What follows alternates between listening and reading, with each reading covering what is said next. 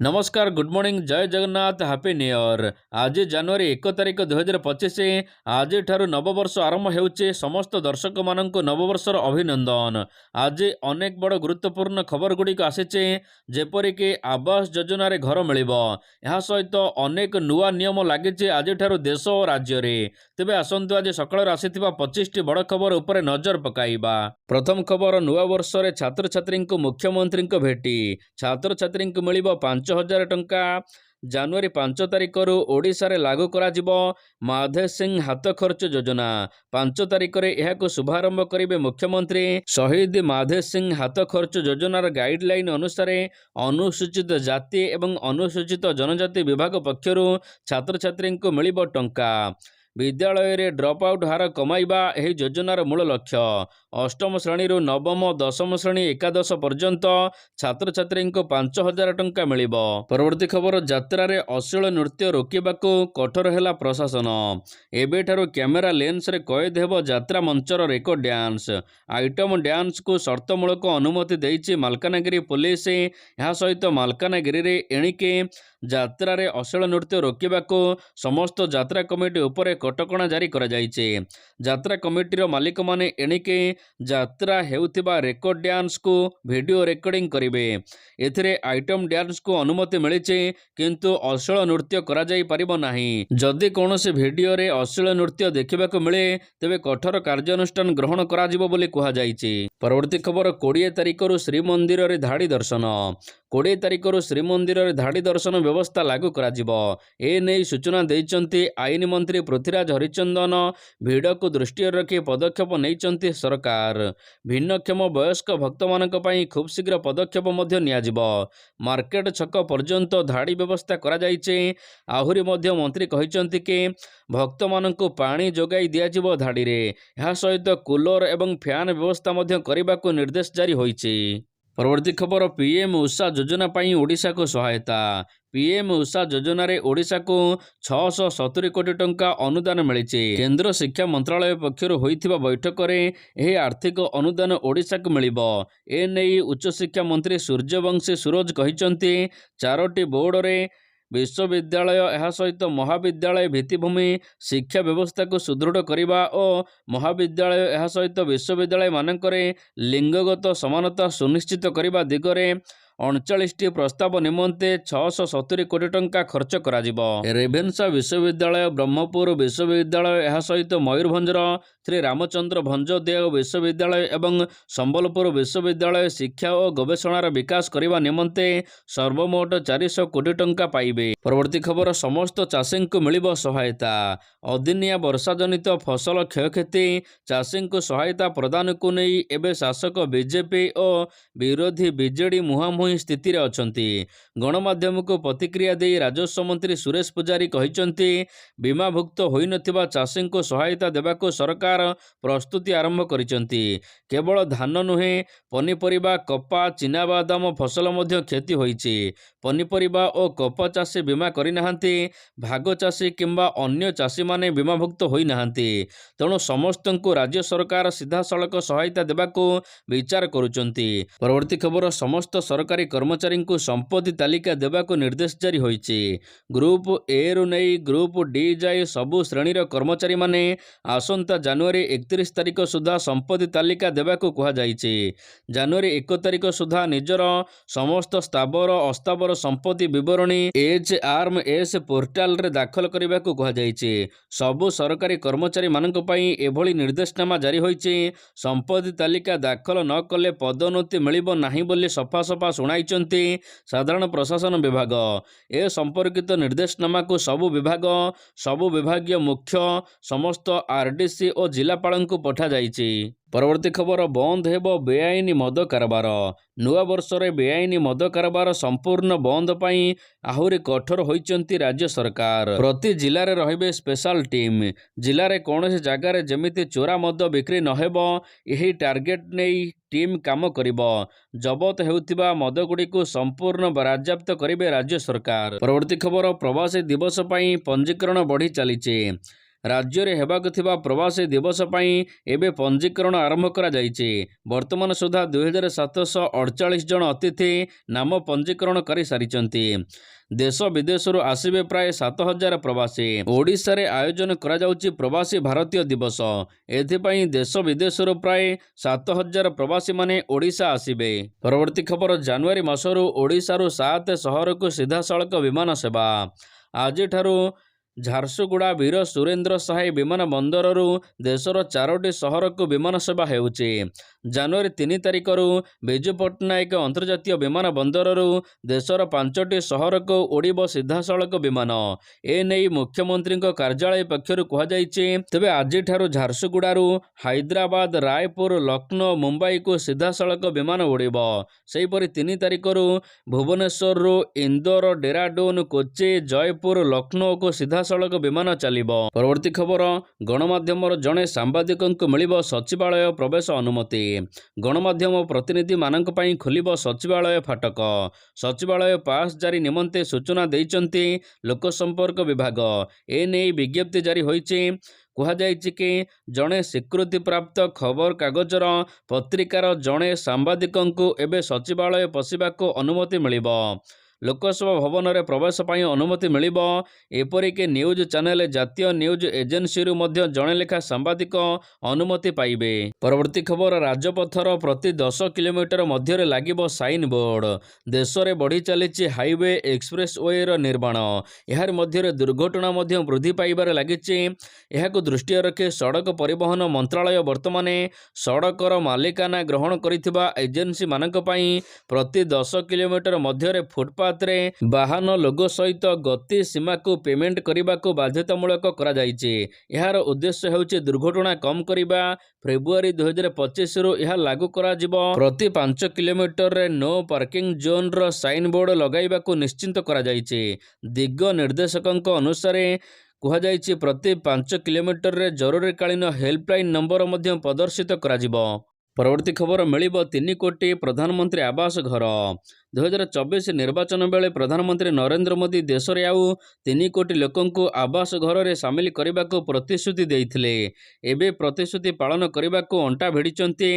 3 कोटी आवास घर मध्यरू 2 कोटी ग्रामांचल पई एवं 1 कोटी घर सहरांचल रे हेबाको सरकार योजना करिसंती। ए नै सरकारक तरफରୁ समस्त राज्य को चिठी पठा जाइछे। ଏହା सहित सहरांचल पई सर्वे कार्य आरंभ करा जायथिबा बेले ग्रामांचल पई तुरंत सर्वे कार्य मध्य आरंभ करा जिवो। देश में पुणी थे आउ 3 कोटी घर मिलिबो। परवर्ती खबर आज ठारू देश में 6टी बड़ परिवर्तन होईछि। बदलिछि कैलेंडर आसिछि 2025। तेबे 2025 रे अनेक नियम परिवर्तन होईछि। जेपरिक आज ठारू कार महंगा होईछि। 2025 जनवरी पहला अर्थात आज ठारू मारुति सुजुकी, हुंडाई, महिंद्रा यह सहित मर्सिडीज बेंज, ऑडी, बीएमडब्ल्यू भली ऑटोमोबाइल कंपनी माने दाम 3% पर्यंत वृद्धि करिसंती। सेहीपरि आज ठारू एलपीजी सिलिंडर दाम परिवर्तन होईछि। प्रति मास 1 तारिख रे गैस सिलिंडर दाम परिवर्तन होइथाए। आज मध्य होईछि। अन्यपटे पेंशन उठाण रे परिवर्तन मध्य होईछि। पेंशन भोगी पई आज ठारू नुआ नियम। एणिकी पेंशन भोगी माने देशर जे कोनोसी बैंक रो पेमेंट उठाई पारिबे। एथिपाई सेमनकु कोनोसी अतिरिक्त जांच कराजिबो नाही। अन्यपटे आमाजन प्राइम मेंबरशिप रे नुआ नियम अनुसार आज ठारू आमाजन प्राइम अकाउंट रु केवल 2टी टीवी रे प्राइम वीडियो स्ट्रीम करा जाई पारिबो। जदि केही तृतीय टीवी रे प्राइम वीडियो देखिबा को चाहुचंती तेबे तांको अतिरिक्त सब्सक्रिप्शन नेबाको पड़िबो। अन्यपटे कृषकंक पई बिना ग्यारंटी रे 2 लाख टंका मिलिबो। 2025 रु एही नियम लागू करा जायछि। कृषकंकु एणिके बिना ग्यारंटी रे आरबीआई पक्षरु 2 लाख टंका लोन जोगाई दिया जिवो। यह सहित आउ एक बड़ नियम हेउछि छात्र छात्री माने 16 वर्ष नहेला पर्यंत कोचिंग जाई परिबे नाही। समस्त कोचिंग सेंटर को एपरी निर्देशनामा जारी होईछि। 16 वर्षर कम बयसर छात्र छात्री कोचिंग सेंटर रे एडमिशन करि परिबे नाही। परवर्ती खबर राशन कार्ड रे मिलिबो 1000 टंका। निकट रे राशन कार्ड धारी मानक पई सरकारक ठारू एक बड़ खबर आसीछि। वर्तमान राशन कार्ड धारी माने सेमानकर राशन अकाउंट रे राशन सहित 1000 टंका पाइबे। तेबे नूतन वर्षर समस्त राशन कार्ड धारी माने सरकारंकर एही सुविधा पाइबा आरंभ करिवे। ଜାତୀୟ ଖାଦ୍ୟ ସୁରକ୍ଷା ଅଧିନିୟମ ଅନୁସାରେ ଦେଶର 80 କୋଟି ରାସନ କାର୍ଡଧାରୀମାନେ ଅଛନ୍ତି, ଯାହାଙ୍କୁ ସରକାର ରାସନ ଦେଉଛନ୍ତି।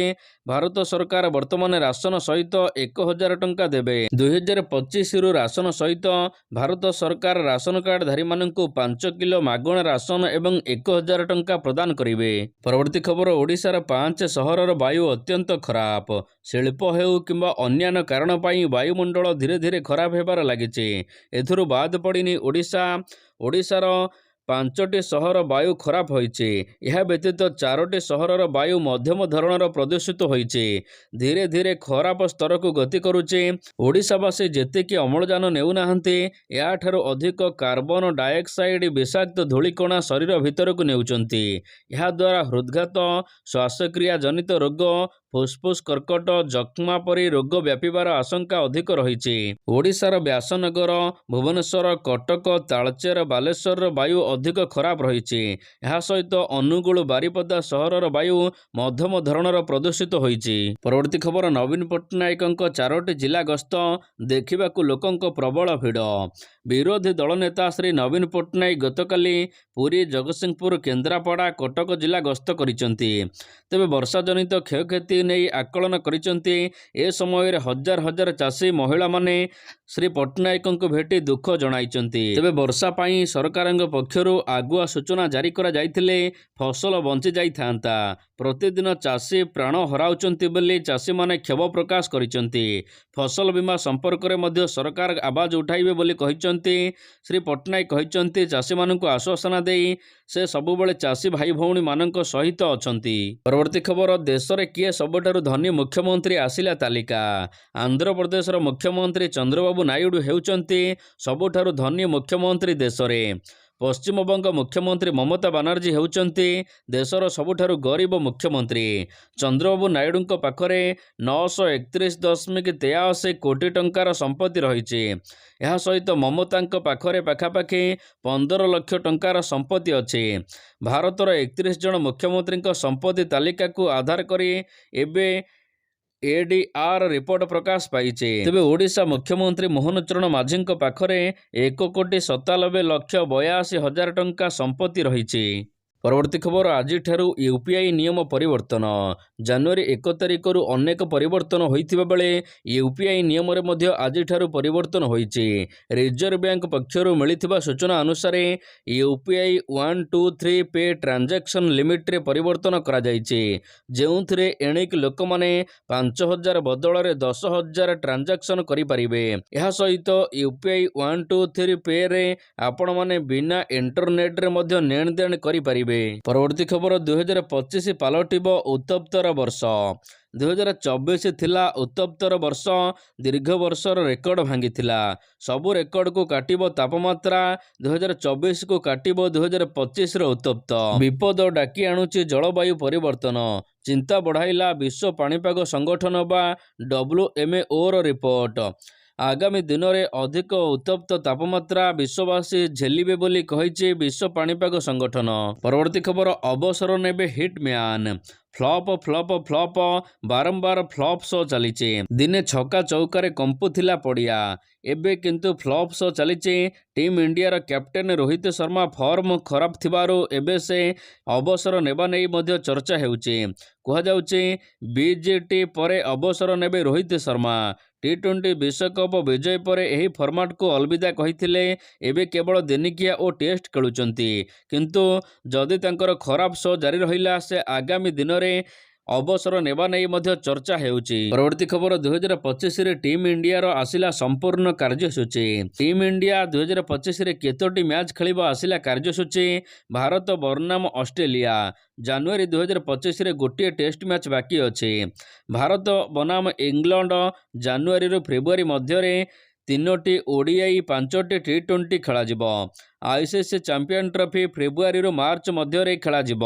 IPL 2025 ମାର୍ଚ୍ଚ-ମେରେ ଖେଳାଯିବ। ଭାରତ ବନାମ ଇଂଲଣ୍ଡ ଜୁନ୍ ଅଗଷ୍ଟ 2025ରେ 5ଟି ଟେଷ୍ଟ ହେବ। ଭାରତ ବନାମ ବାଂଲାଦେଶ ଅଗଷ୍ଟ 2025ରେ 3ଟି ODI, 3ଟି T20 ଅଛି। Asia cup September 2025। ଭାରତ ବନାମ ୱେଷ୍ଟଇଣ୍ଡିଜ ଅକ୍ଟୋବର ମାସରେ 2ଟି ଟେଷ୍ଟ ଖେଳାଯିବ।